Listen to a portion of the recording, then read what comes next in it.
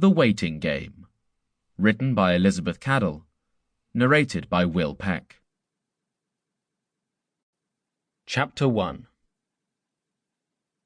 Mrs. Mirren finished her breakfast of tea and toast, walked to the kitchen window, and wiped the mist from the pane of glass in order to get a view of the snow-covered garden. Very un-English, she decided. More like Switzerland. No, too flat for Switzerland. Throw in a range of mountains and a tent or two, and it could be a Himalayan base camp. Never in the 25 years in which she had lived in this cottage had she seen the lawn under so deep a covering of snow, or the trees looking as though they had been transported from a Russian forest. At the end of the path, the wicker gate seemed to have sunk to half its height. No snow was falling, but the gloomy, greyish light left no doubt that there was more to come. She turned back to the cheerful warmth of the kitchen. It was a large room, with a wide arch opening onto a living room of similar size.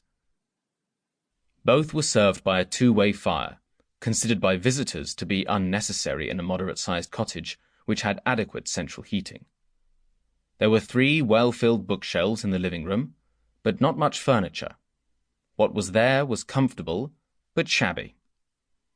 Glancing now at the faded chair covers and the curtains, which years of sun had rendered colourless, she told herself, as she had done countless times before, that she must exert herself and go up to London and choose new material. But there was no hurry. She had got used to those subdued tones and thought the pale colours suited to these homely rooms. Her father had for many years been vicar of this featureless, straggling, overgrown village of Downpass. He had built this cottage for his retirement, but his retirement had been to the grave. And after the funeral, Laura, not as yet Mrs. Mirren, had come to live in it. She had been 21, pretty, shy, with a fund of quiet humour, and totally untrained in anything outside the domestic sphere. It was fortunate that she had inherited enough money to meet her needs. She removed her breakfast things and laid a place for her stepson. Her dog, mild in temper and lazy by temperament, had retreated to his basket by the fire. The cat, who had an uncat-like nature, scorned the warmth of the house and spent most of his time seated on one of the supports of the gate, sneering contemptuously at passers-by.